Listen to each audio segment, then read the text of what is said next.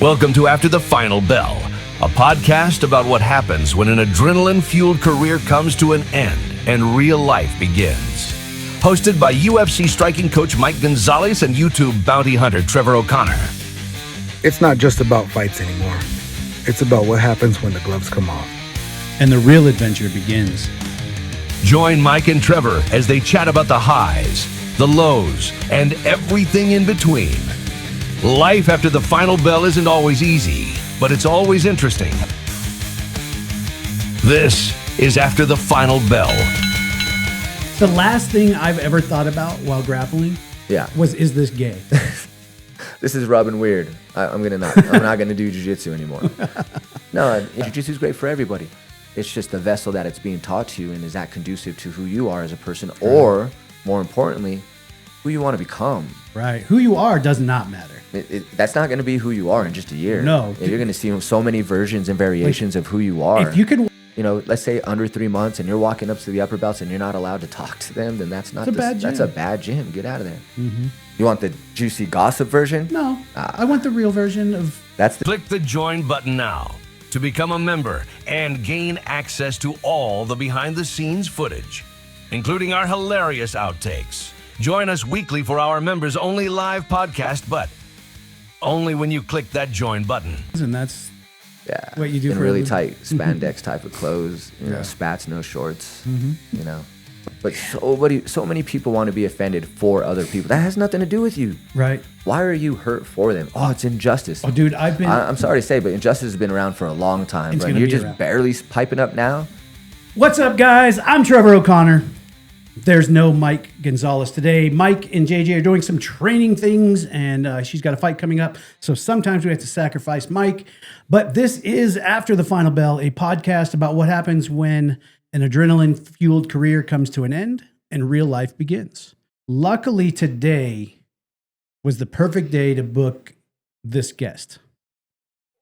Because Mike's not here, sometimes you have a guest and you just don't know if there's going to be any chemistry, if you don't know if there's going to be a good conversation. But we have history. Good history. Well, yeah. Yeah, good history. Bad history, we'd just be grappling in my office. Yeah, well, we were in a spot the other day. We could do that. With me today is a guy that has been around my life for a very long time, Matt Sierra. Now, I've talked about Matt on the podcast before. You're pre-famous. Oh, nice. You're pre-famous. They've been introduced to me. Yes. Matt is the gentleman who challenged me to try jiu-jitsu. You actually challenged my manhood. You did. In a way. You did. In a way, every invitation to jiu-jitsu is a No. challenge. No, you challenged my manhood. And this is pretty much how the conversation went. Okay. You were on one of my old shows, and you said, I was covering MMA at the time as a journalist, and you're like, why don't you train? Why don't you come and try jiu-jitsu? That'll help you understand more about what's going on and blah, blah, blah, blah, blah. And I was like, that sounds cool. I could probably do that. And you're like, you won't.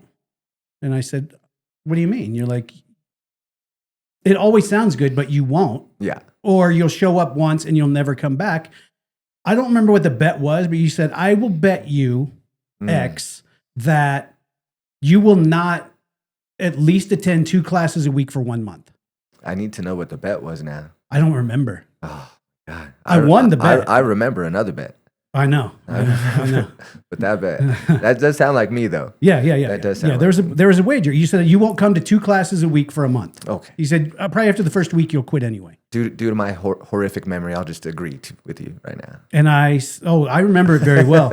It was a moment that changed my life. It really did. Oh, nice. So I went to 303 with you. Yeah. And of course, showed up thinking, hi, look at me. I'm here to play. And you have no idea what to expect when you walk into a gym like that the first time, especially a gym at that time, at that caliber of student. And the fight team there was insane. Yeah. And the student base was, They were really good days. Arguably one of the toughest teams around. Great days. I ended up probably for the next 4 or 5 years training 3 to 5 times a week, sometimes 10 training sessions a week, just because it was an instant addiction. And in regards to like the original idea and the original reasoning for, you know, training jiu-jitsu for the perspective idea, how's it impacted you there? Just because I was a wrestler, I grew up a wrestler all my life. Mm-hmm. And I loved MMA, but I would base everything off of a wrestler's perspective for a long time. Mm-hmm.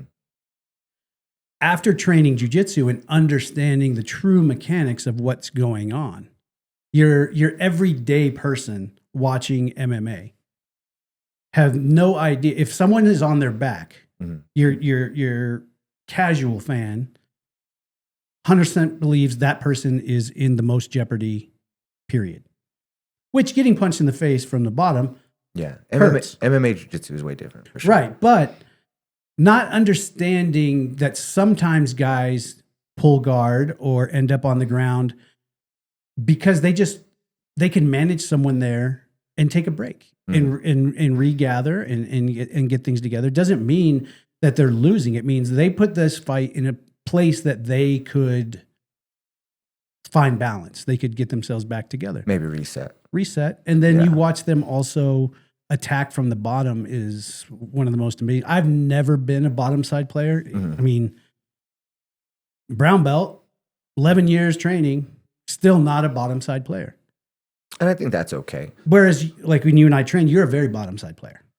Yeah, not so much now, but you got older. No, I got wiser. It's easier to control from the top. It's getting abused being on the bottom of people for so many years. It just like corrupts your entire body. But you know, man, I'm happy for you. I mean, that's a really good thing. And 11 years is nothing to really scoff about. And you know, if you would have went for a month, I would have been still proud of you. Right. But the reality of it is like whenever we talk to somebody who doesn't train jiu-jitsu and we're trying to get them to train jiu-jitsu, usually inviting them in like a nice, hey man, this is going to be really cool kind of way. It doesn't work. No. And you do hear, yeah, I'm going to try it out from a lot of different people. Mm-hmm. I remember when I opened up the school, I put out a post asking for people, like I did like a pre-registration kind of thing. And I had like 20-something people that were like, yeah, we're in. I'm in. I'm coming. And then 3 people. Still never trained. Still not training. You still have the list? I'm sure I do. I'm sure in memories on Facebook it'll pop up. And you'll be like, hey. Where would you have been by now? Because we're going on 5 years. Yeah. Where would you be? So you got a purple belt. Yeah. If you started day 1, white belt. Yeah. You're probably working on purple belt right now. Stretching it. Yeah. Yeah, no, man, it's been good, you know, to see you, you know, kind of grow into it and not step away and not let life pull you. You know, the black belt, you know, to a certain point, you know, mostly for competitors and things like that, the skill set is something that they're certainly chasing. But a big important part of that black belt, I think, is that life threw you a bunch of different curveballs, some good, some horrible. And regardless of what happened and the results of those things, you still came back to train. And, you know, when you can survive. You always find your way home. Yeah. Yeah. And being how old are you now? 52. 44, bro. Yeah. I mean, I feel like a baby compared to you. Yeah, you are. You are. I'm not going to say anything now. Real quick, just so that I can give some background so people understand where this conversation is coming from. So Matt brought me into jiu-jitsu. At the time, you were a blue belt or a purple belt? I think I was probably blue, maybe. How many years ago? 11? Yeah, I think you got your purple belt when I got my blue belt. Yeah, we did. Same day. Yes, I remember. That was a big day for us because we both promoted on the same day after having the history. So I trained with Matt. How long there? 5, 6 years? Probably like 5, probably no less than 5 years, I think. Yeah. So we trained together there, trained together a lot. I moved to different gyms. Matt stayed there for a lot longer. And then as time went on, Matt was afforded the opportunity because he has an amazing wife to open an academy himself. He is now a jiu-jitsu black belt, a legit jiu-jitsu black belt. Not that guy, what was his name, Moneymaker, that just got busted. Oh, that $1 million dude, that $1 billion guy? Yeah. Oh, my God. Yeah. So bad. Yeah. But Matt is how long from white belt to black belt for you? 10? I sprinted there, bro. You know, me and you and just kind of give people a little bit deeper history of you and I. You know, prior to that conversation about jiu-jitsu, you and I had intermingled in the media world for a while, and we had a radio show that we kind of co-hosted together, and there's been a lot of history for you and Should I. we open it like that? Yeah, if you want to. What is it? What? Hey, everybody, welcome to Shameless MMA. It's Shameless Sundays 94.1. Oh, no. No, I don't even remember it. Hold on, let me see. Hey, nope, I don't remember it. Come on, you got to have it in Welcome you. back. It's in there. Shameless Sunday. Shameless Sundays. It's not there, bro. Yeah, we partnered on a show with Connor. Yeah. Doing Shameless MMA on milehighsports.com, which was 94.1 at the time, right? Something. Yeah. Something. FM radio. I'm not trying to get anybody sued. Me? Something like that. But anyway. We have a really deep history, Right. you know, far deeper than just the jiu-jitsu roots. So, you know, when we talk about each other's success and things like that, you know, we saw each other like at the grind, like entry level hustle. Yeah, from having Nothing. Like walking around, toting a laptop everywhere, emailing UFC for everything, you know. Yeah. So to see this and having your social and everything like that, like it's been really cool. And you know, 11 years is nothing to scoff at. When we left the radio show, to kind of get back to topic here, when we left the radio show, you know, I just didn't have it in me to make more pursuits towards media. Like I was just it's tough. It's so much time. It's unforgiving. It never pays. Yeah, the time consumption was just like too heavy for me. And Yeah, and the minutes away from family to dollars made yeah. immediately gives you the right answer. Some of us just can't swallow the pill and keep chasing that. There's very few people, especially in MMA media, there's very few people that actually make a living doing it. Yeah, no, it's tough. I mean, you and I, you know, we've been witness via social media of all these guys who have came and kind of went since we've been around, and it's hard, bro. And you see the generations of the fighters kind of pass and the media generations pass, and everything is just different now. So for me, like a commitment into that is like just too much effort. Yeah. And as soon as that happened, I was already training at 303 while I was doing the show. When I left the show, I got a job there as a cleaner, and I was just training 4 or 5 times a day. Yeah. You know, since white belt, you know, I've averaged it out. And since white belt, I've done like 35 hours a week on average. Well, I got my blue belt in 9 months. You got your blue belt faster than me. I sprinted, bro. I'm telling you, I was competing. Dude, I took gold, back to back to back. I competed 3 times in like the first 7 months of my white belt.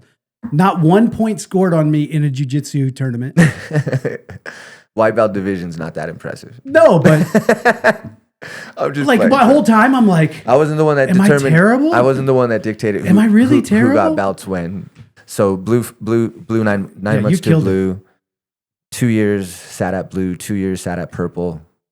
2.5 years sat at brown.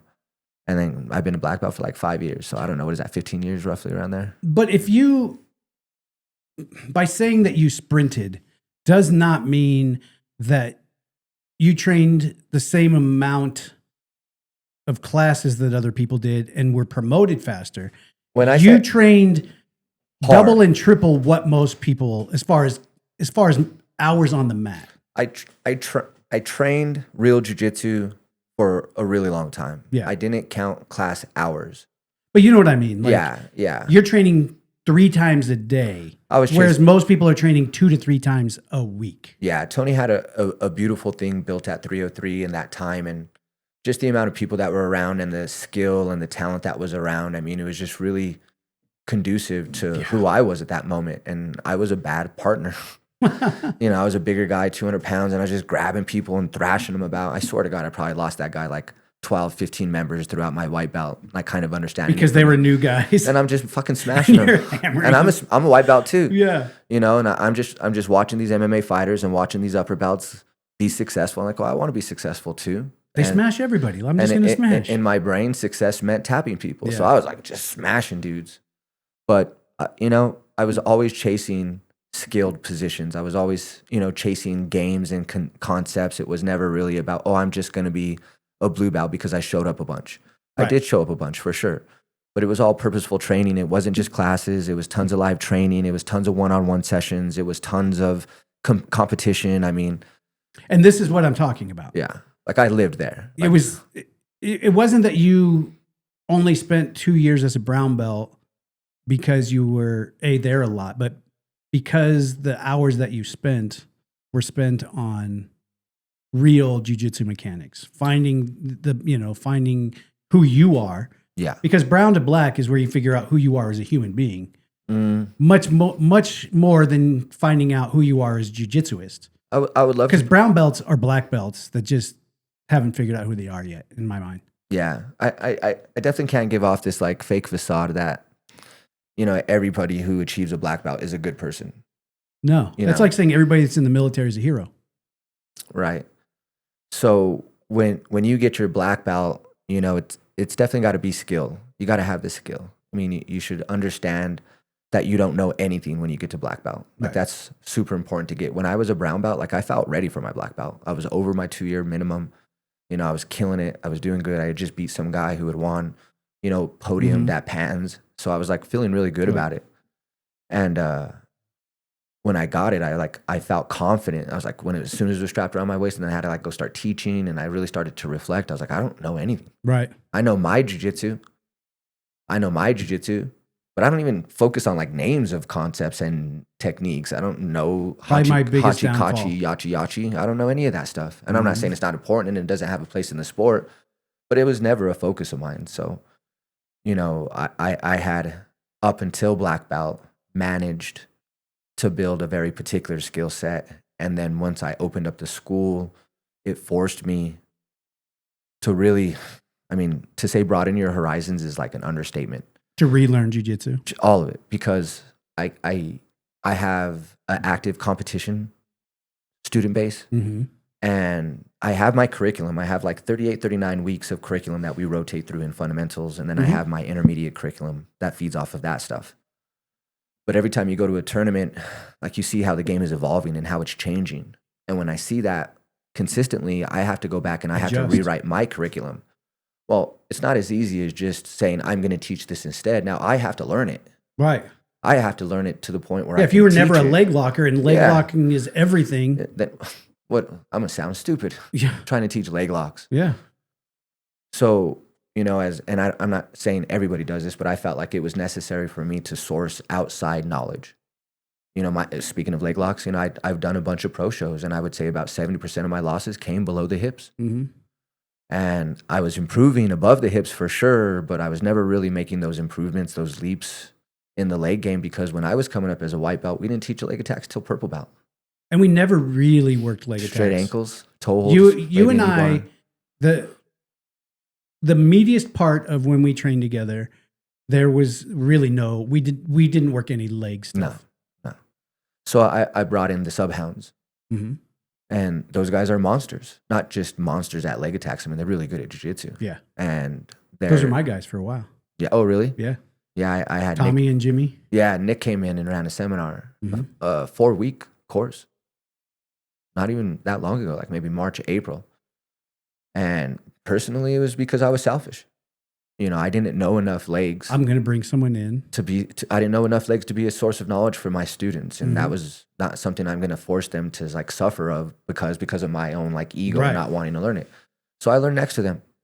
And then I introduced what I learned from the subhounds into our curriculum, which means I had to spend so much time drilling and learning and understanding all these concepts and breaking mechanics. Non-class hours, open mat time, just fighting my son, messing with my wife's legs all the time. You know, it's just...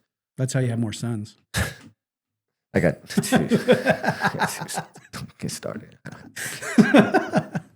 But, and then we brought a guy in recently and he taught crab rides. I never learned crab rides. Mm-hmm. Never. How can I have it in my curriculum? But you look at the competition scene and all these things are there. And if I keep my curriculum static and we never change, then my students will suffer. And I don't have a huge adult competition base for sure. Your kids are always. Yeah, the kids are crazy.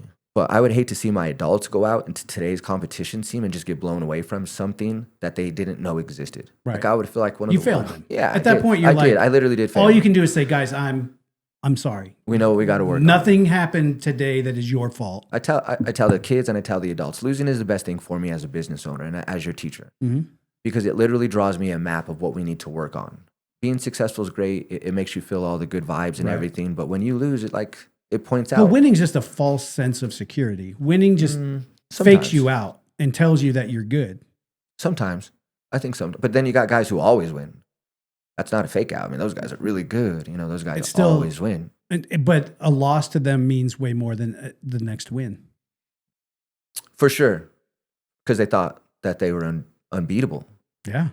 So, you know, and that's the humility of jiu-jitsu, I think. You know, you should see plenty of ass whoopings in the training room. So that way when you see it in the competition, it's not that big of a deal, bro. Just grow. Who cares? Yeah. This is not the last tournament in history, bro. Like, you're a white belt, 3 stripes. Relax. Here's the good news. It's not to the death. Yeah.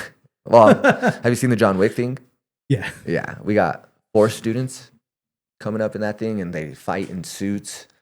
And knives and guns, right? Well, it's a 5-minute round, and then in the last minute of the 5-minute round, they flip a coin, and it lands on a gun or a knife. And then they throw the weapon furthest away from it so that the people who are engaged have to make the decision, am I going to stay here, try to finish this position out, or am I going to abandon ship and make try to a run? get to that. Yes. But it's hard, bro, because that person's following you. Yeah. So, I mean, the gun's harder, the knife's easier. Sometimes that person behind you is just letting you get close enough. I got shot. Troy shot me.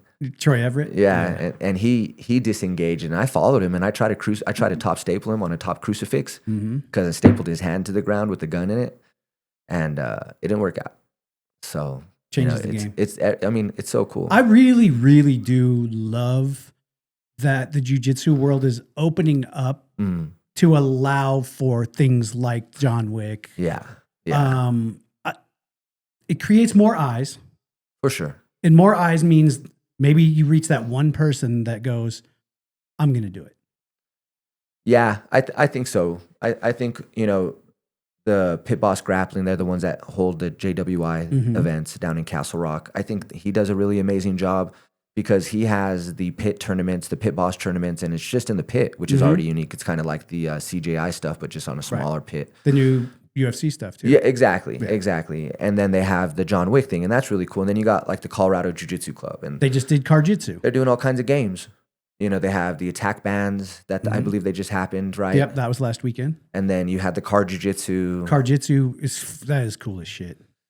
It's really cool. It's intense. I think it looks crazy, bro. People like wrapping the seatbelts around the neck. You know, the strategy that goes into that. Like, it's just not like you're saying with your business ideas. It's just jiu-jitsu.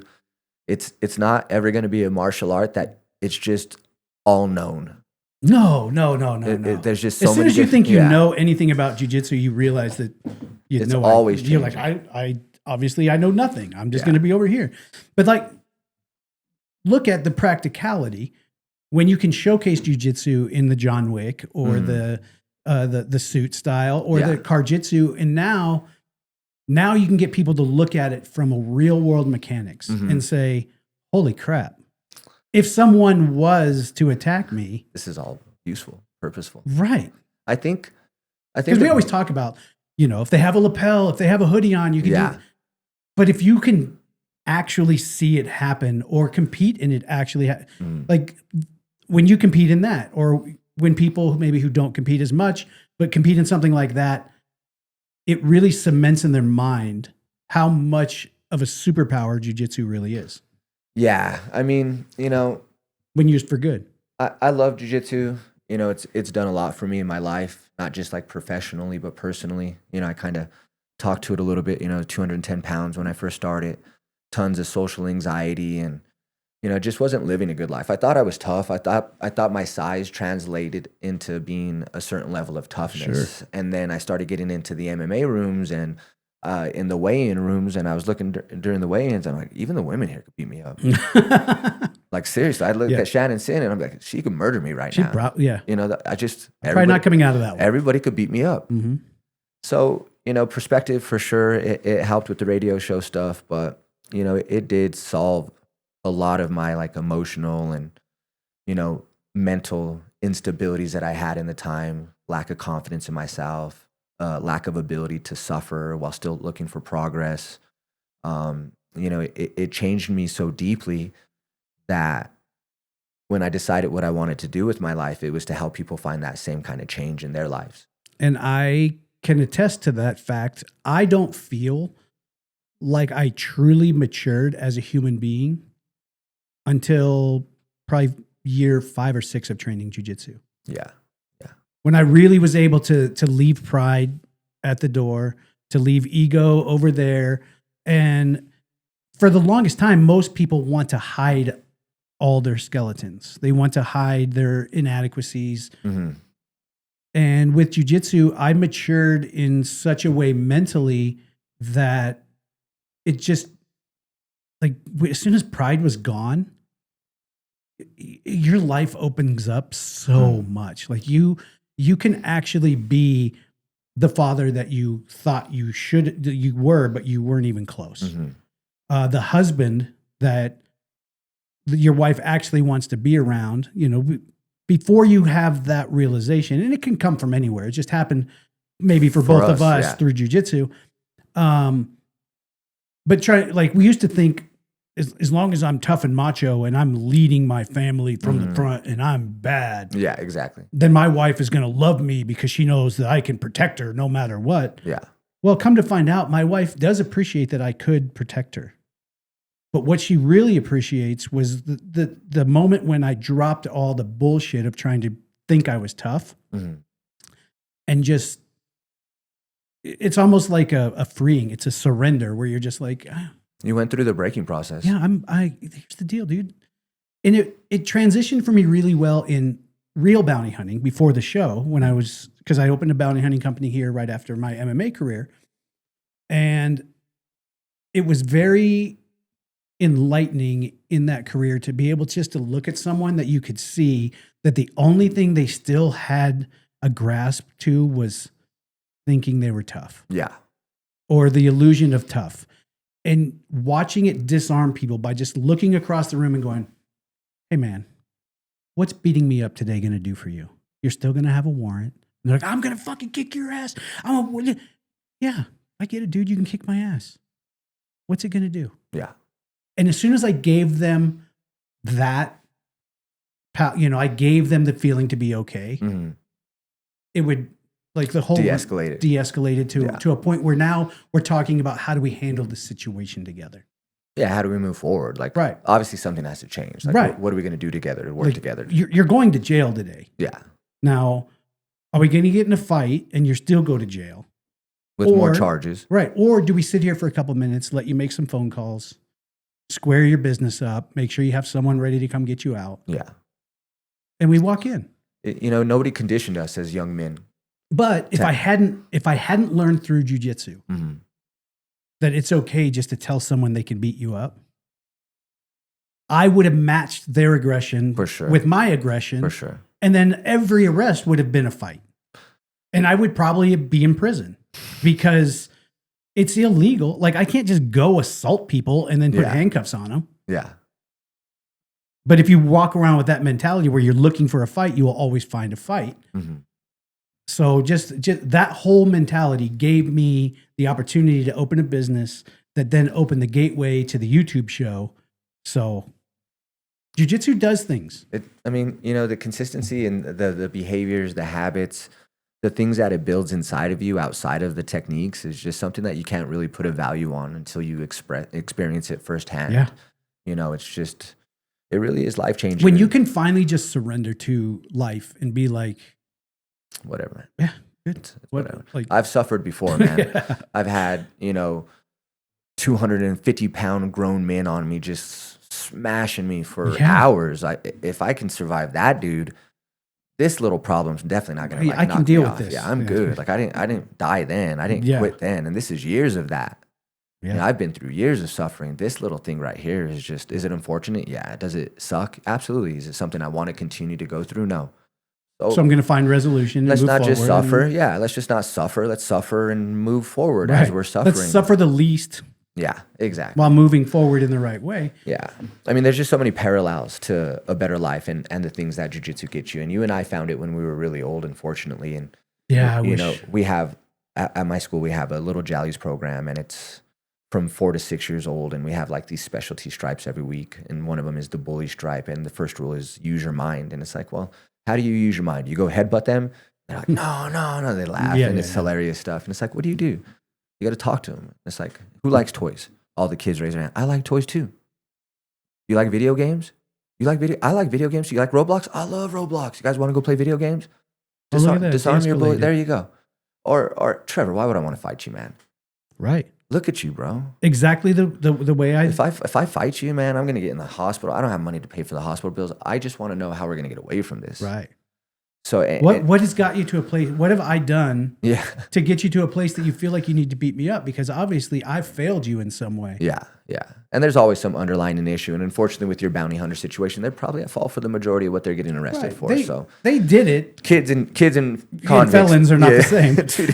two different segments. Yeah, but it's the same thing though. Like they did these things, but it doesn't mean that their situation's going to change. Yeah, exactly. It's still in front of you. I think we could get more people to jiu-jitsu. And again, kind of circling back to the John Wick Invitational and the Colorado Jiu-Jitsu Club and those guys introducing jiu-jitsu to people, UFC introducing more casuals to it. I think that more important than anything else, that people are just kind of nervous about the close contact. Yeah. It's such intimate contact. It really is. And people can say, oh, no, man, nobody is thinking about it. When you're fighting, No. when somebody's trying to choke you, you're not worried about where their thigh is at.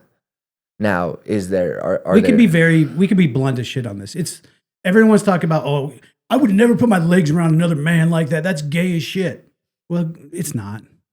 No. The last thing I've ever thought about while grappling is this gay? This is rubbing weird. I'm not gonna do jiu-jitsu anymore. No, you're not. I mean, maybe it opens your eyes and you find out you are gay, and that's fine too. But yeah, do your thing, bro. Be happy. Whatever. But I think that's why free trials are so important. You know, you'll want to take as many free trials as many different schools as you can. That's what they're there for. Find your place. Yeah, take a class. Listen to how the teacher is instructing. Listen to how the students there talk to each other. You're going to be part of that. Right. And you're going to be part of that community. And if they're drinking and you're not a drinker, you're probably not going to last well.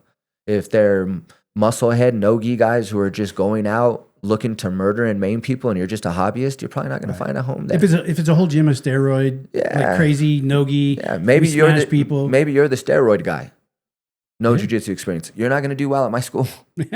I don't have other steroid guys, pounding their chest, looking to like just dominate every hour of the day. Like there's other schools in Colorado that fit that to a T, bro. Go find them. Yeah, jiu-jitsu is great for everybody. It's just the vessel that it's being taught to, and is that conducive to who you are as a person, or more importantly, who you want to become. Right. Who you are does not matter. That's not going to be who you are in just a year. No. You're going to see so many versions and variations of who you are. If you could walk into a gym, so I have Jam. Jam Bacchus? Mm-hmm. Yeah. Really so he does a podcast on our Team Awesome network. His gun? Yeah. Yes. Well, it's a Rebel Yankee podcast. It's God First, Guts and Guns. Oh, okay. So he opens every episode with a discussion on, whatever passage came to him today, this week, or moved him, or, whatever he studied. And they go through that, but then they move in other, into other things. And I just lost my whole train of thought, but that's all right. It'll come right back to me. Yeah. What were we talking about right before that? So Jam had his podcast on your network. Right. And prior to that, right before that, we were talking about the approach of jiu-jitsu. It'll come to me. It'll come to me. Bro, ask my wife. I'm not the guy to remember 5 seconds ago, my guy. Dude, I will tell you that head trauma is real. It's real. And as you get older, take care of your brain. Well, as you're young, take care of your brain. Yes. And as you get older, take care of it even more. Because I can sit here and lose the word cup. I'm like, hand me I know what it is. The thing that you put liquid in and then you drink out of. Yeah. It happens to me all the time. My wife's mother just suffered a stroke not too long ago, a few months ago, and it affected her language quite a bit. And she was getting so frustrated because she'd always like reach for the word. She knew that she knew it. Mm-hmm. She knew what she wanted to say, but connecting those dots is just really difficult. And I'm sorry to say that you're really that old, bro. I am. But I just figured out a way to fix the problem. Watch this. Yeah. because we record this live to members every episode. So there's members that are watching as we go. If you'd like to be one of those members, you click the join button right down there. It's $1.99 a month. Cheap. That's pretty cheap. Cheap. Not even inexpensive, cheap. That's not even the tax at your Starbucks order. No. It's $1.99 a month. You can watch every episode recorded live. Yeah. If you missed it recorded live, it's available on video on demand in the members only section, so you can go back and watch it then. But you get to see everything that happens before the episode starts. Like this. Like we talked about. The strip teasing earlier.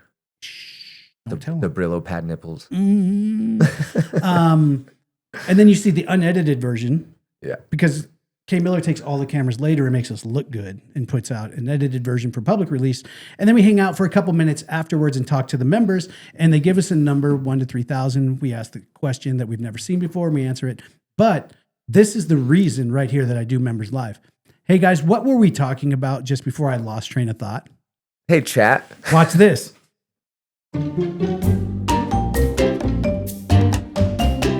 Even they don't know. We're lost causes. They'll bro. tell me. They'll We're tell lost me. causes, bro. They'll tell me. Our brains are no good. Anyway, jiu-jitsu, good.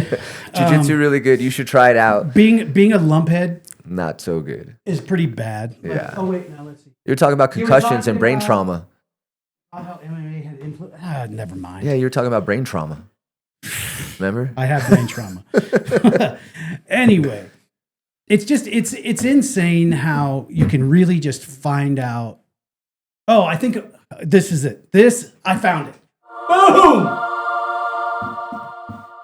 One thing I take away from Jam, this is the reason I brought him up, is because he is he's a God-loving. I don't call him a Christian and I don't call him religious because those are two things that I think are completely wrong with the world.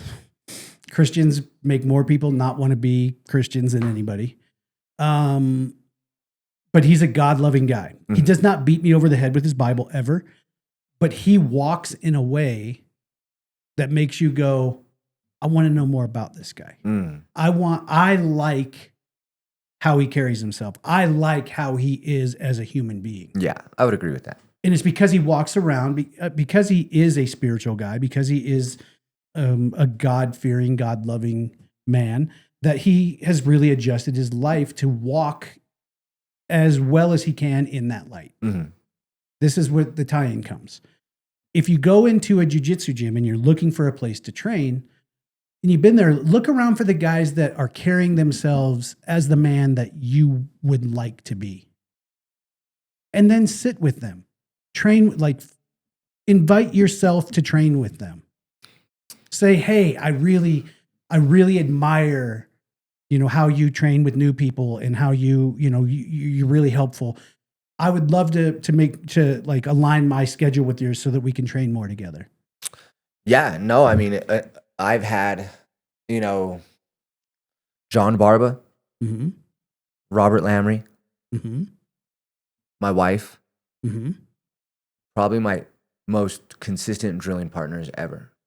And Yeah. they all understood that time together was deeper than just jiu-jitsu. Sure. That there was something that was being met need-wise outside of just jiu-jitsu. Well, you and Robert Lamry in your garage for the longest time. Yeah, we would go to his house. I had mats in my garage, 303 history there. So, the dynamics with John Barba were different. Like John's a really great guy. Like he's exactly what you're saying about Jan. Like he's a guy that I watch carry himself, and he's a guy that I would like to emulate my life after professionally and personally. Right. So I totally understand what it is that you're saying there. And when we were together, it was just it was just like more camaraderie. We were two guys just trying to figure stuff out, and we were almost there at the same level. You know what I mean? Robert Lamry and me were like battles. Yeah. Like battles. That was hammer nail. Yeah, we would travel and compete with each other, and I would argue for his division, and he would argue for mine, and he'd go get a payback win for me, and Well, even just the time you spent in the garage together. yeah, That was not to be seen. That was just hammer and nail. That was, let's make each other better. and those kind of relationships are prevalent in jiu-jitsu in every gym. Mm-hmm. In every single gym, those relationships are prevalent. So when you're saying that, it is that easy to be a new person. You can be a day one person And in a good jiu-jitsu school, walk up to the most experienced person and ask them questions. Yeah. And ask them to teach you something. And if you're a white belt, brand new, you know, let's say under 3 months, and you're walking up to the upper belts and you're not allowed to talk to them, then that's not that's a bad gym. Get out of there. Mm-hmm. Like there's not like a pyramid scheme. There's not this hierarchy. Well, and that's the thing. What do they say? If you want to find out who you are, look at the 5 people you spend the most time with. You'll find out who you are as a human. If you're at a gym, look around. The guys you're training with are the guys that you're training with the most. Is that you? Yeah. Or is that not the representation of who you want to be? It's just the culture. Are they bringing you down? Right. It's just is that just the culture that you're at? I don't know, man. Some people have this like driving need to be accepted into groups, and they'll make those adjustments in their own life to play themselves down to people just because of popularity or something like that. So, you know, you see it all the time. Well, don't become a knuckle dragger just to hang out with other knuckle draggers. You know like that. Elevate. Jiu-jitsu is so powerful though that it gives people this like sense of influence. Yeah. And those new guys don't know nothing. They just know they love jiu-jitsu, and this is a more experienced person. Well, and and this what is they how they're see talking. is everybody in the gym going, those guys. Yeah, for sure. So, you know, your advice is good advice. You look around the school, find people, pay attention, listen to conversations. It's a free trial. The owners want you to come in and see what it's like. I would rather you come in, see what it's like, not like it and leave, than sign up and then feel like you're either obligated to me or you're stuck with me, and you pay for a couple months and leave. Like, come check it out. Like, you're going to see what the school's about. We don't look at the door and be like, oh, a new person's coming in. Everybody quick. Everybody act right. Act right. Yeah. That's not how it is. Like, pay attention to those days, because those intro classes are huge for you and what you're going to do in jiu-jitsu. So, well, and you can fall in love with jiu-jitsu at a gym that's not right for you. it's true. That's true. And you know what? And you can move. Exactly. And here's the thing, and this is what jiu-jitsu owners probably have to struggle with the most, is that sometimes we're just not enough. Yeah. Sometimes you come to my school and I was everything you needed up until your purple belt.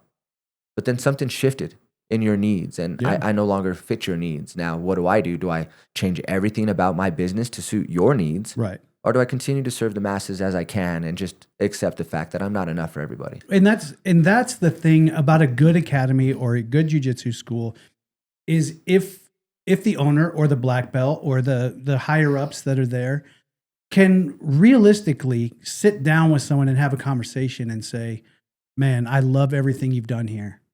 I love the growth that you've made in our gym.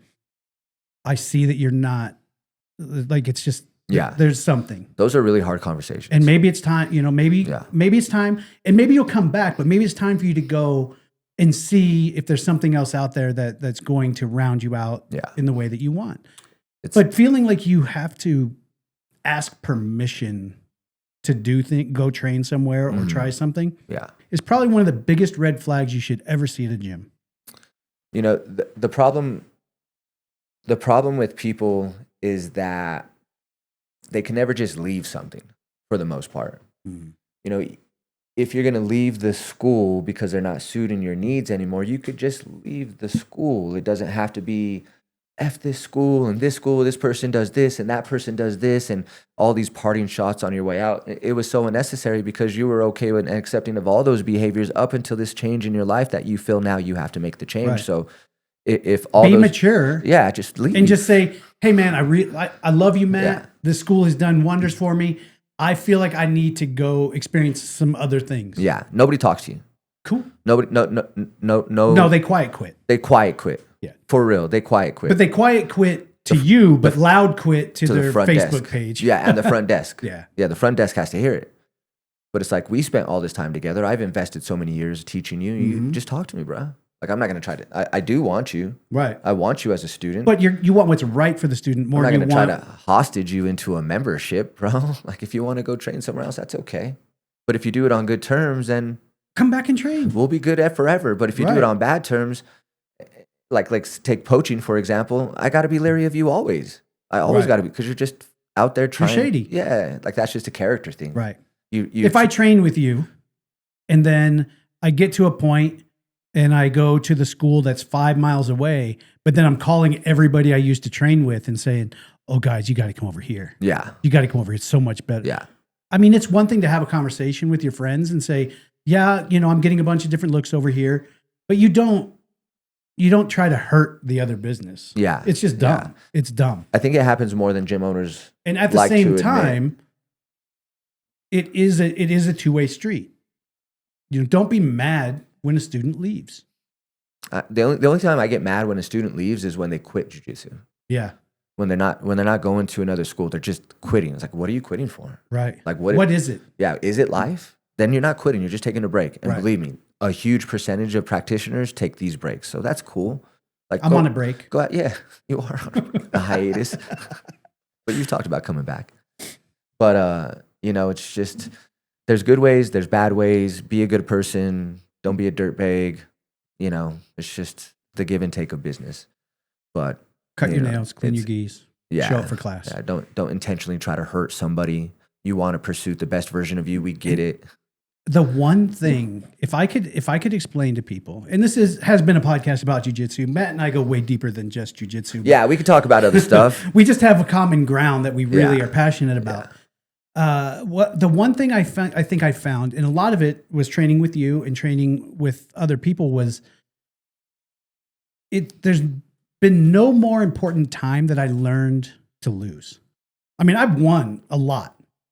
And I've always been a competitor and won. But learning to lose, especially in the gym, and just knowing that it's okay. Yeah. It's okay. Restart. And when I knew that I was getting better at jiu-jitsu and getting better as a human being was when I would lose. And then I would ask that person to put me in the same spot again. Put me back there. Let me figure out why. Yeah. Help me work through this. Yeah. Where did I fail? How did that happen? Not just that I'm never going to, I'm going to set myself up so I never have to have a round with them again because they beat me. Yeah. No. Yeah. I'm going to set myself up so I have to bump into you every possible chance I can get. You have to go into the store. Yeah. And it's not a negative thing.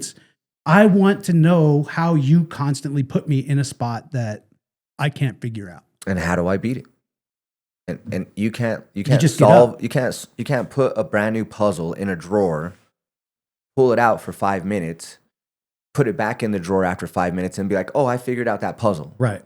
You have to be able to pull that puzzle out multiple times and you have to experience and build that on puzzle. it. Exactly. Build on your knowledge. So at one point you can figure it out. And then the cool thing is that once you figure out that puzzle, he has another puzzle that they have just waiting for you. Or that guy right over there. Yeah. For the next 3 weeks, you're the only thing I want to deal with because you put me in such an uncomfortable spot. Yeah. And now we've worked together and got me through that.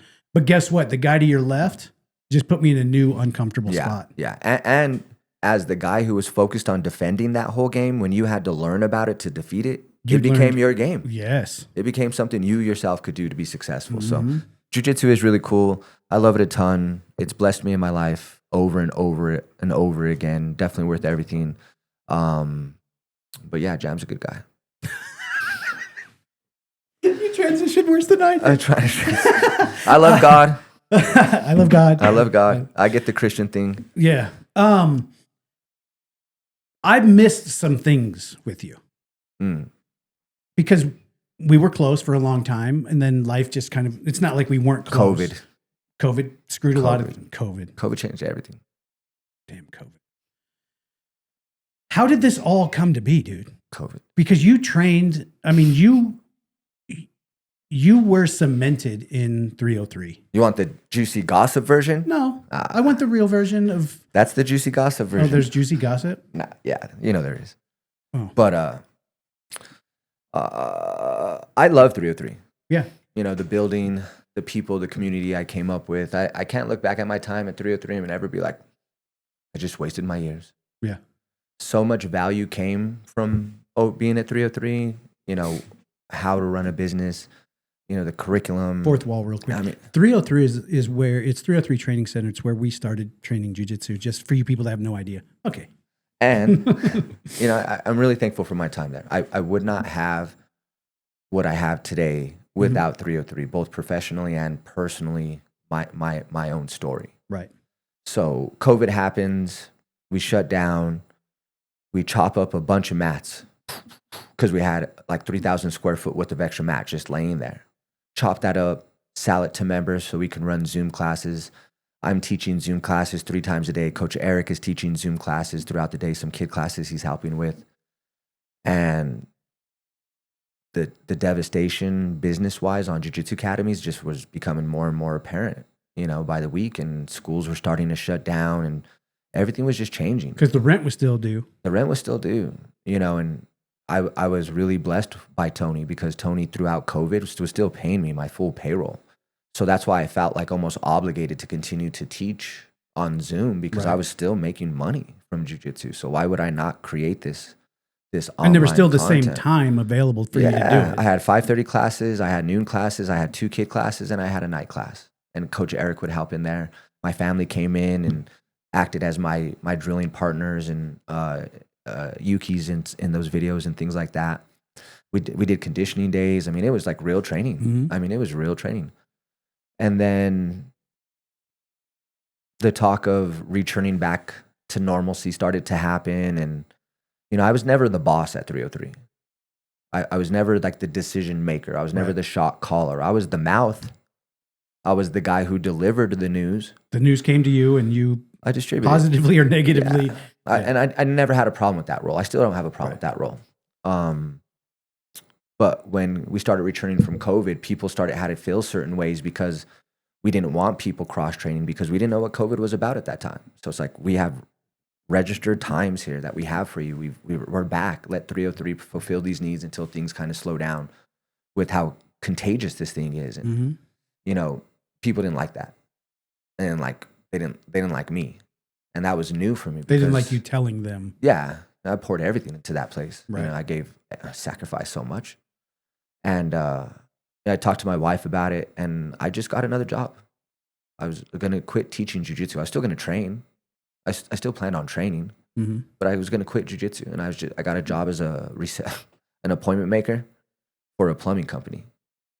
And that was like, everybody thinks I had this like ulterior motive. Like I left 303 and I already had this plan of opening. I did not. I worked for a janitor company setting up appointments, bruh. That life was not glamorous. Because you still have to eat. Yes, that life was not glamorous. Right. So I'm like sitting there, I'm setting up these appointments and I'm like thinking I really miss jiu-jitsu. I have all this that I've invested in. I know so much about it. I started talking to my wife. Can we do this? Is this something that we can do? And we were like, yeah, it's really feasible. There are a bunch of schools closing down right now. If we open up at the right time, we can capture students that have nowhere to go. Right. They lost their home. So that was the plan. Mm-hmm.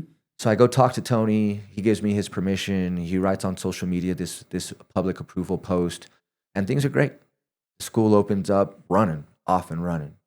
My family literally built it.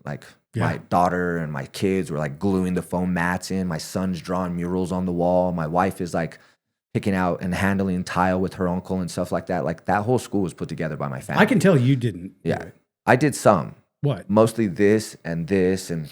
A lot of this, but and it was just really, it felt really appropriate. It felt like this was where I was supposed to be, and I love 303, and I know that there's people out there who are bummed about the way that it happened, and there's people who feel a certain way about me because I left, but at the end of the day, man, I was just trying to do better for my family. Right. I was trying to pursue a passion. And if there was anybody who ever supported me or anybody who ever called me a friend and they're like, nah, forget that guy because he went and he did his own thing. He's a traitor and all that. Bro, you were never my friend because real friends want the best for them. Right. And I would close down New Era for everything 303 related. Their summer barbecues, their bout promotions, everything. I shut down everything. Let's go support them. And then that wasn't reciprocated. So there was just a separation. And is there more to that? Probably. There's emotions involved in that. There's feelings involved in that. But that's the gist of it. Right. It's two parties that had really deep emotions and connections that were no longer there. And it was hurtful. And some people are still on that horse trying to die. And I'm good, with everything. I mean, how I got to where I'm at is the best story for me. Because I essentially went to 303 like a college. Yeah. I paid my dues there and I wasn't balling, bro. Don't think that I was making money over there. I wasn't suffering. Right. Tony was really good to me towards the end. I had put my time in and that was always his thing. sweat equity. Mm-hmm. Put the work in first before you get the value. And I did, and he handed me that value. Sure. But my family grew. I got married. I had two additional kids now. So Yeah. I'm a family of 6 all of a sudden. And what was okay for a family of 3 is no longer okay for a family Financially, of 6. Boom, I'm gonna do the plumbing thing. But everybody took it different. Mm-hmm. So that's how I ended up with New Era. Don't you also find that it's so crazy that there are people out there that are still mad about something that they had like no understanding or part of? You're mad. You're second person mad, third person mad. Like, talk to me. You're third person mad at me about something that me and the person who could be mad at me aren't fighting about. One, I don't care what people say about me. Mm-hmm. Like, so and so saying this about it. I don't care. What did they say to me? Right. Nothing. Well, there you go. If I see you in public, yeah, you're not saying nothing. if I see you in public and you have something to say, then we have something to talk about. We'll talk about it. Yeah. Like, I'm not afraid of hard conversations. We probably should have had hard conversations to begin with. And then maybe we could have fixed whatever was there. But if all you have to do is talk about me to other people, and they believe it, it's not that you don't feel that strongly. Because if you felt that strongly, we'd be sitting across the table from each other. Yeah, and I've tried to make amends with people. I've reached out and I try to stay in contact. And no, you have made amends. Yeah, true. You true. have. But I still. Here's the thing I learned. Here's the thing I learned. Tell me. Here's the thing. Educate me. No. Amends is not a two-way street. You'd like it, like the ultimate amends is a two-way street. Yeah.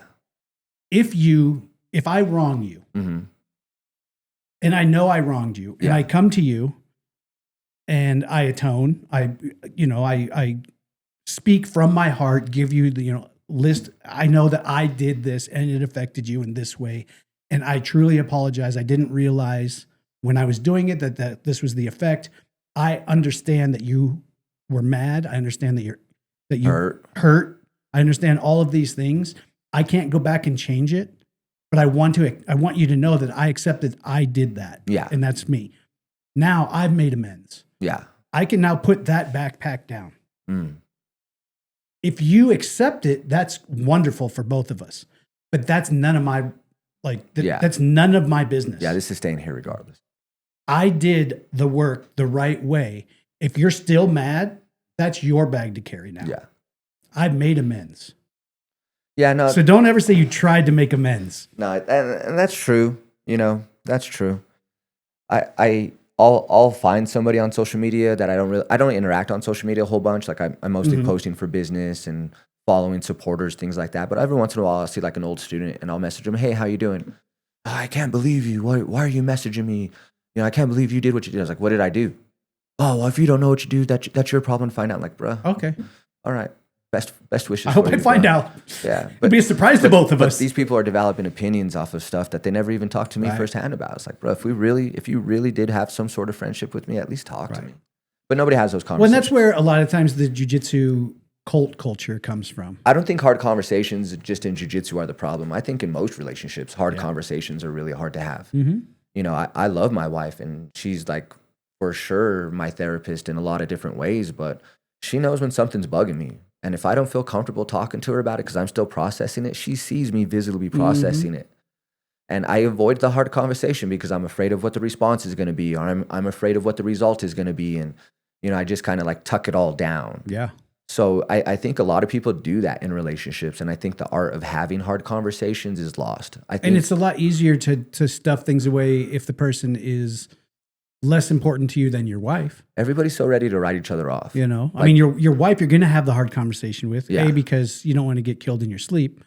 Again, but just the guy that from the gym, it's easy to avoid that hard conversation and just carry a grudge. Yeah. Just let it build too. And then it just becomes something where they have an opinion based on their perspective. They speak that to people.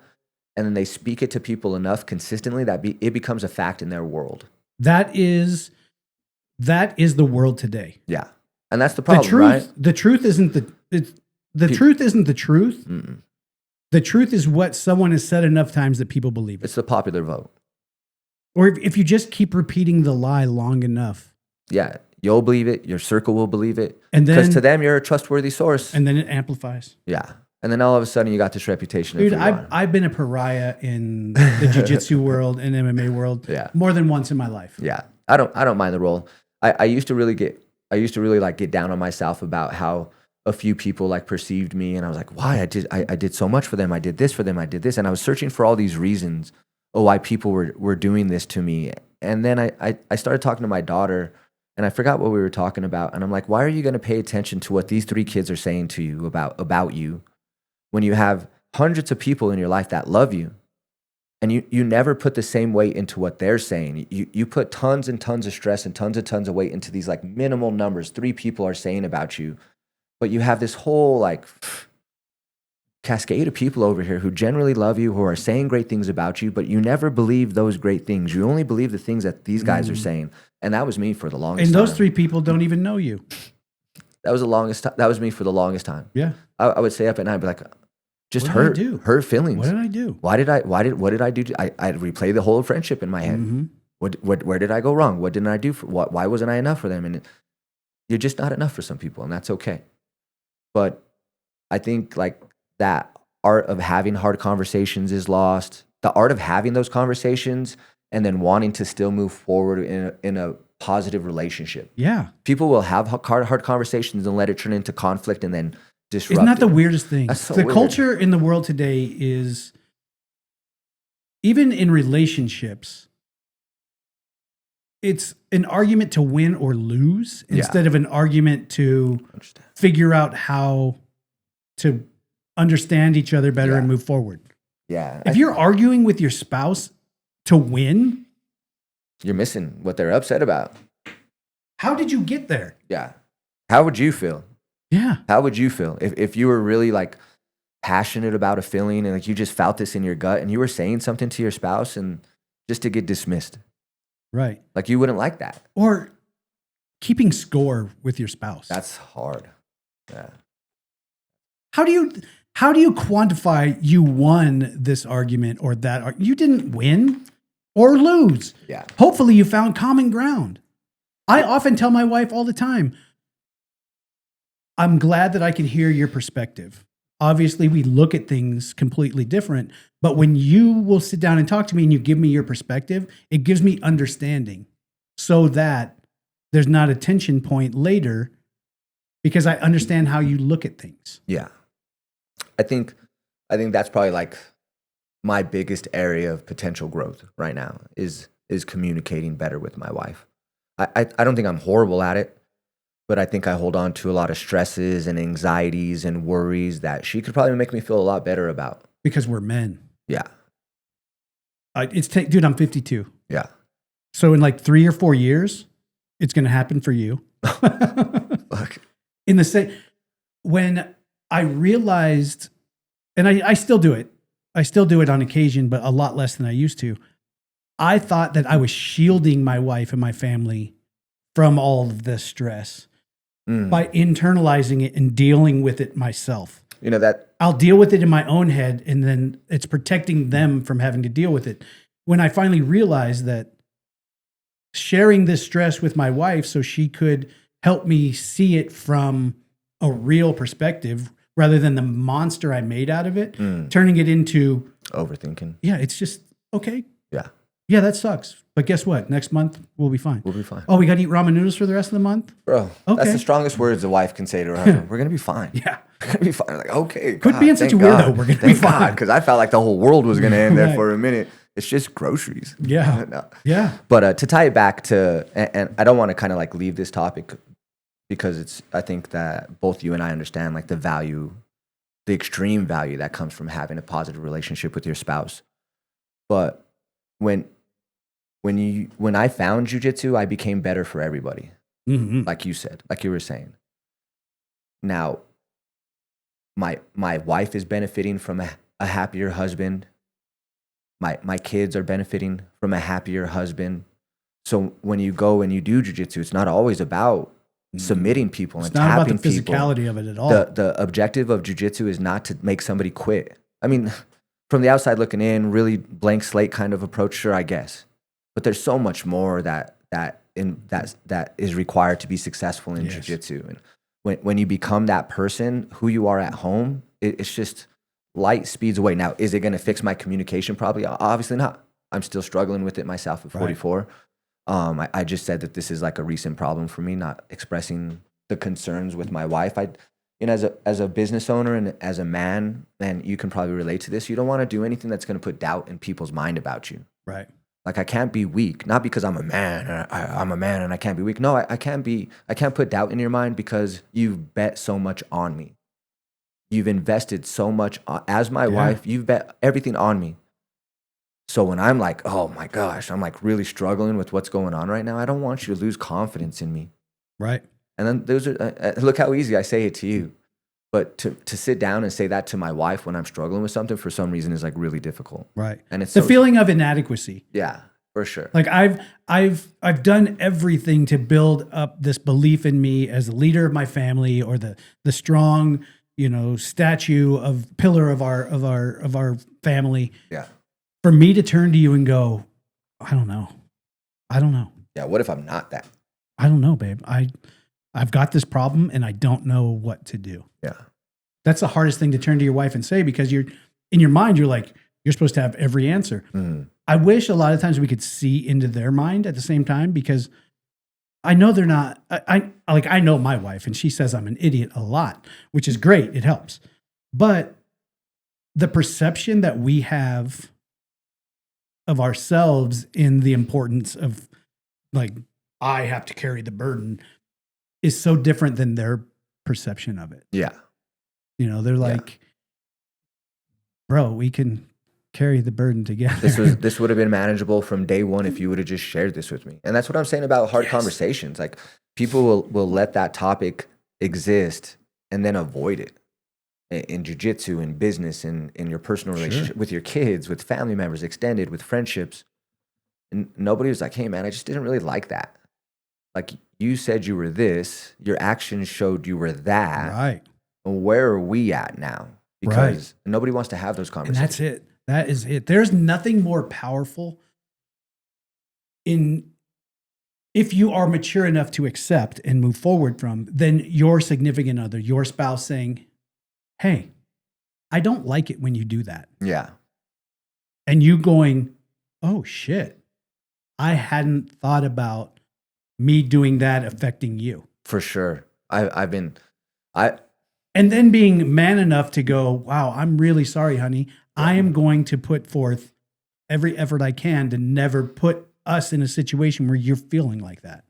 I think holding back from our spouses is one of the most dangerous ways of harming the relationship itself.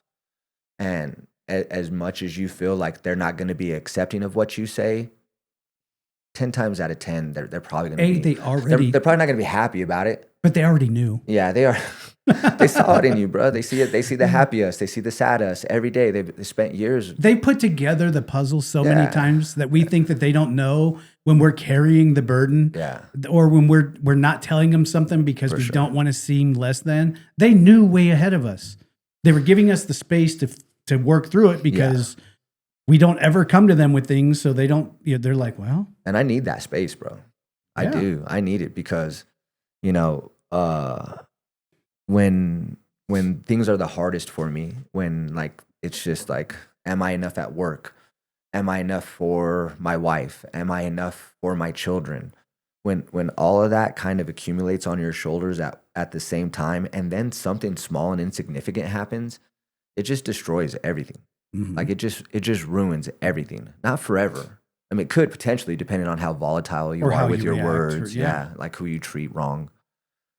But, and I say this all the time, finding my wife was the most important part of my life, without a doubt.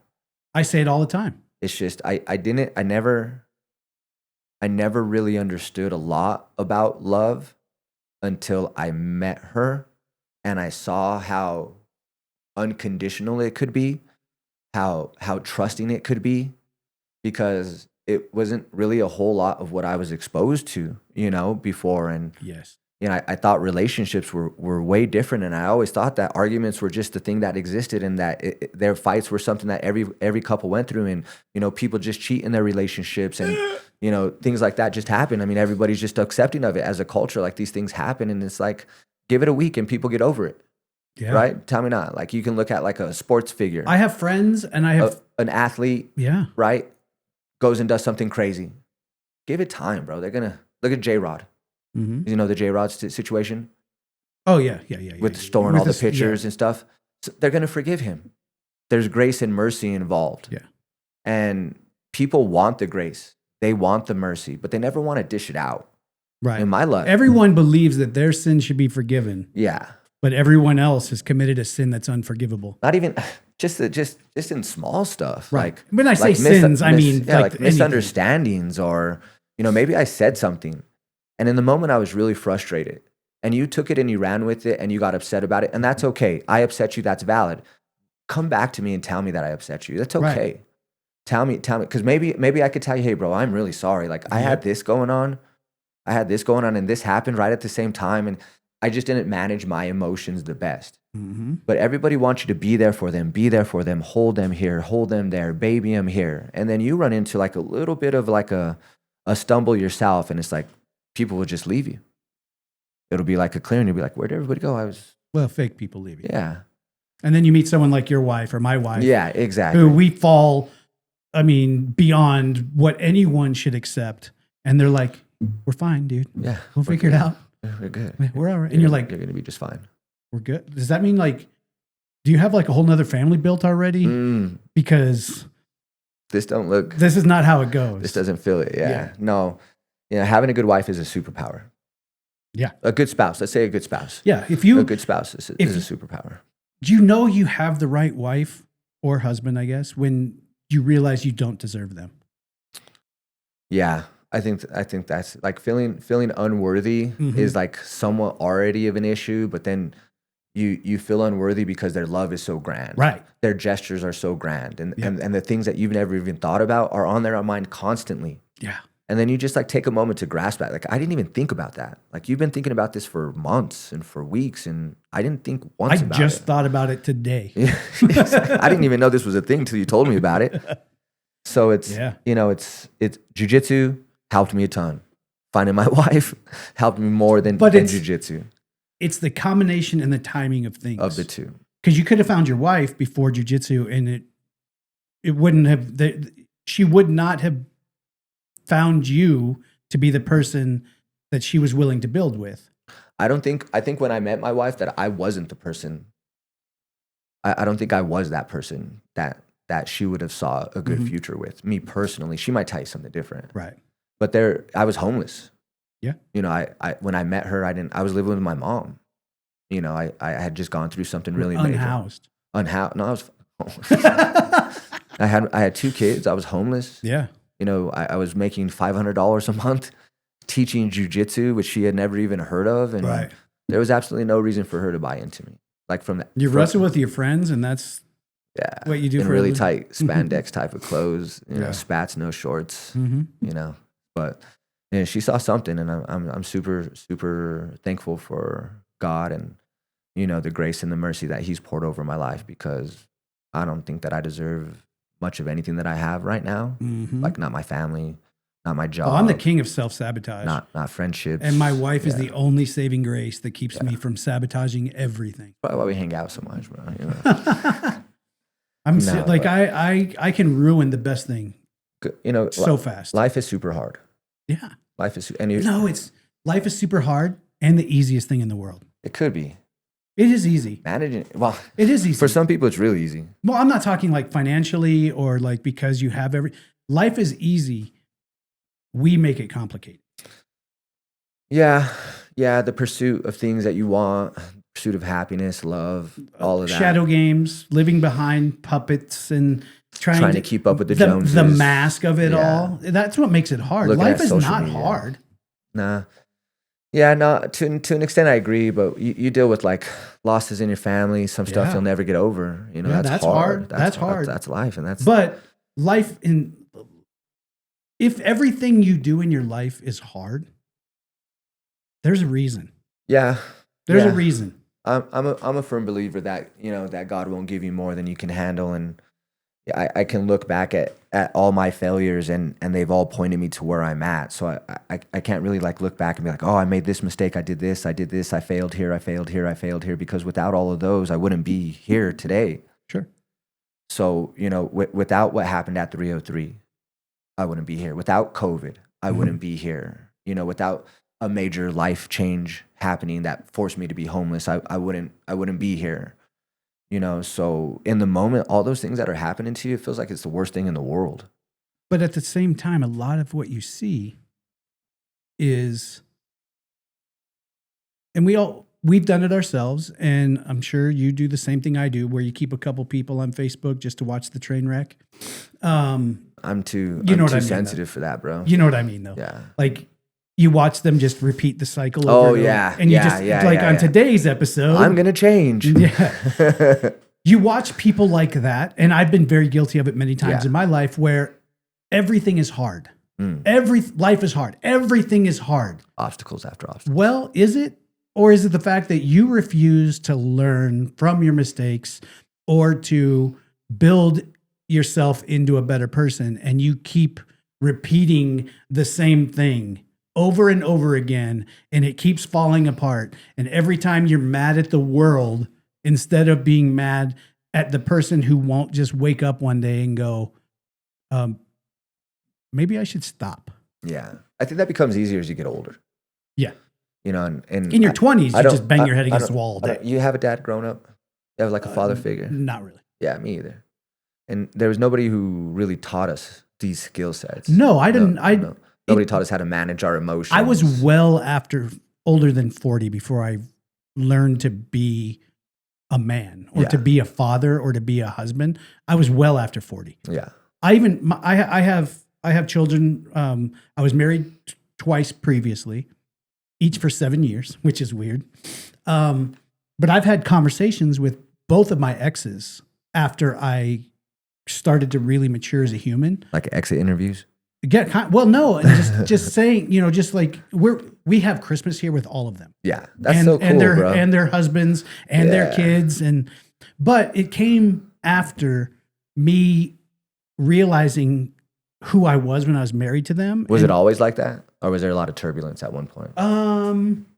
There's never been a lot of turbulence. There's been distance. Mm-hmm.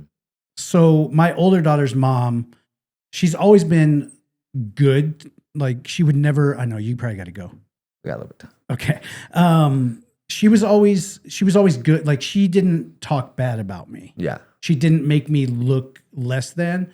She just created space so that my train wreck couldn't affect what was going on. And that's fair. Unfortunate. Yeah. But until I truly started to mature, and I sat with them and I was like, hey man, I'm really sorry. Yeah. Well, like, powerful words, right? I did some really shit. Like, I was not a good person. And I've sat with my daughters and said, listen, I'm sorry. I didn't know how to be a dad until like 2 years ago. Unfortunately, you're 17. Yeah. So it took me a long time, but now I'm present. I'm doing the best that I can. Yeah. I can't go back there and be a better dad then. Mm. I can listen better now. I can talk better. Everybody talks about it like it's so easy.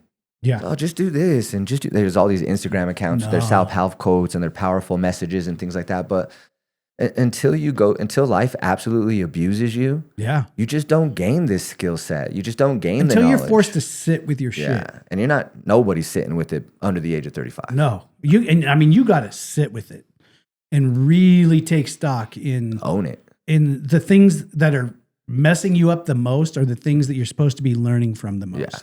It's difficult, bro. It's such a hard time. These times are so hard. It's such a weird time to be alive. I mean, men can be men, women can be women, pronouns. I mean, it's just such a crazy time right now. I mean, everybody just wants to feel heard. Everybody wants to feel respected. Everybody wants to feel found. And there's nothing wrong with that.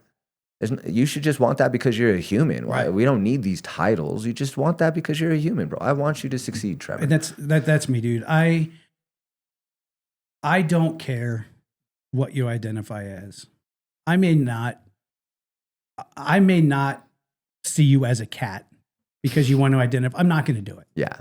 I'm not going to do it. I don't have to agree with you, but I can respect it. You could be a cat all you want. Yeah. Like meow, meow over there, whatever.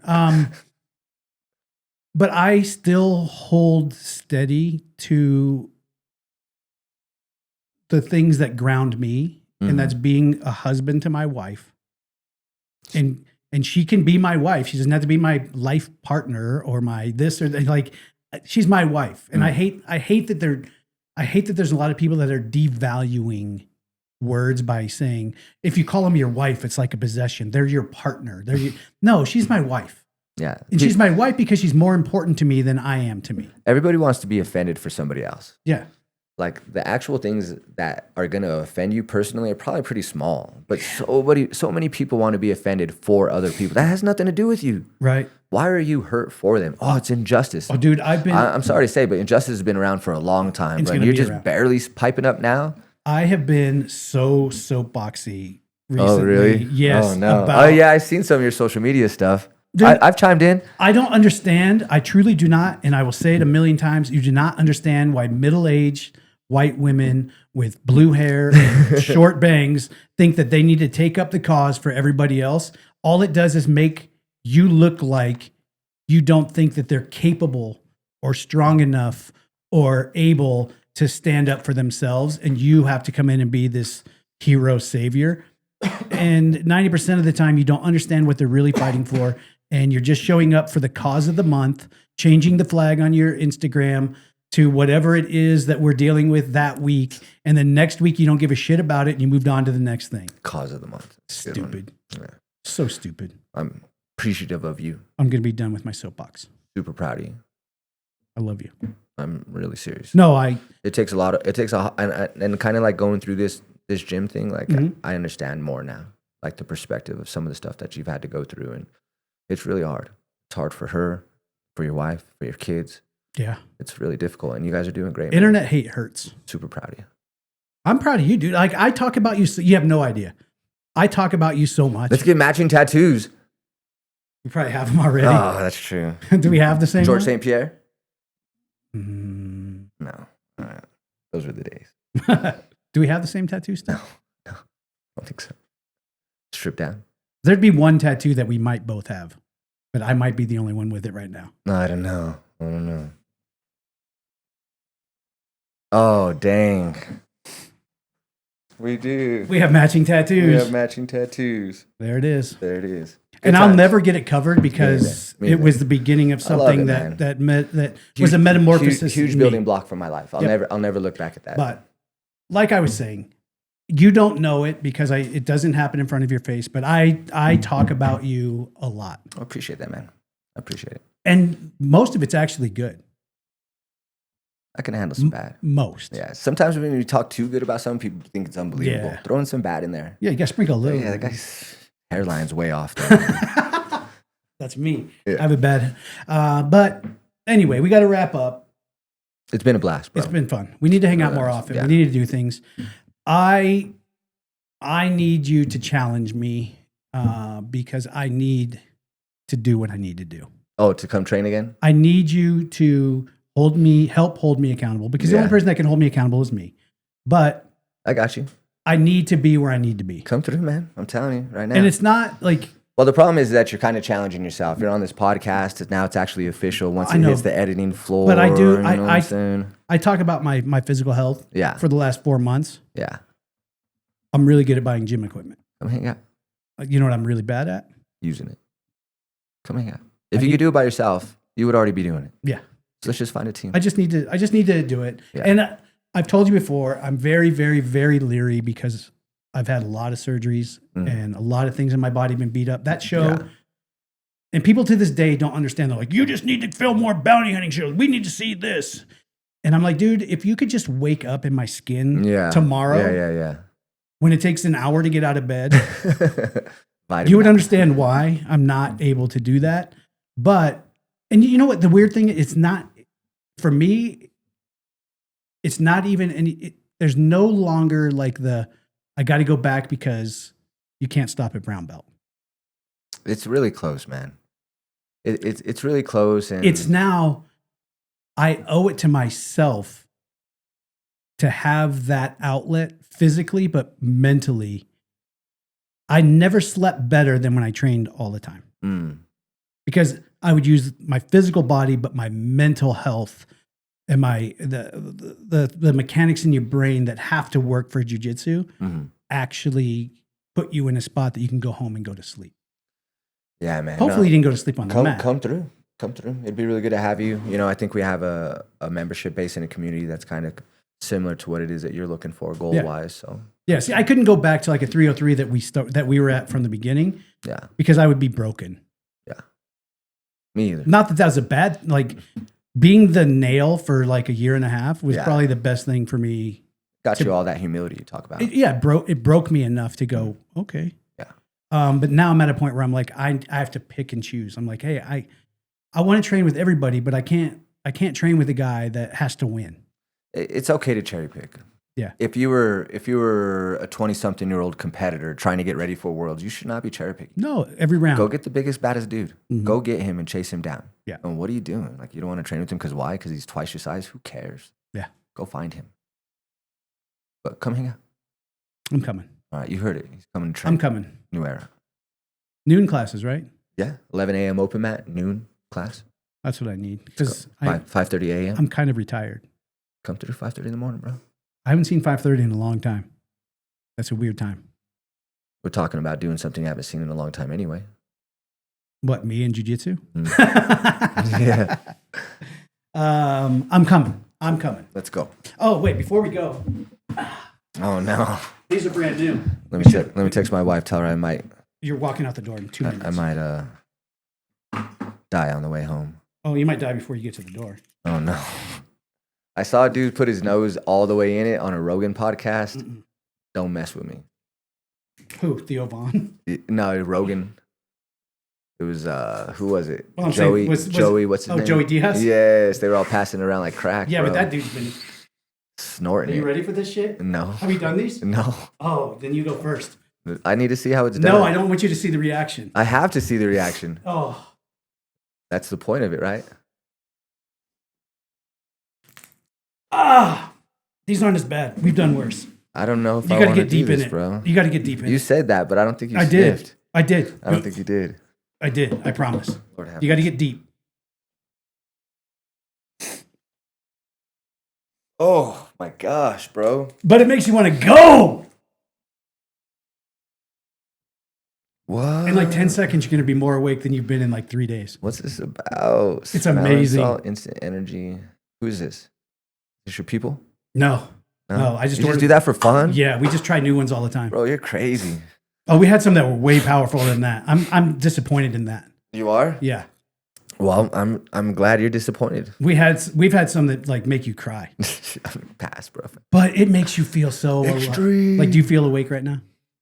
Yes. My sinuses are like wide Woo! open. Yes. They're ready to go. All right, guys, we're going to wrap up this episode of After the Final Bell. Again, click that join button down below, $1.99 a month, and you get to watch all of these recorded live with members. You can be in the chat, which is happening right behind me. You can also see the parts that Kay Miller edits out to make me look more intelligent.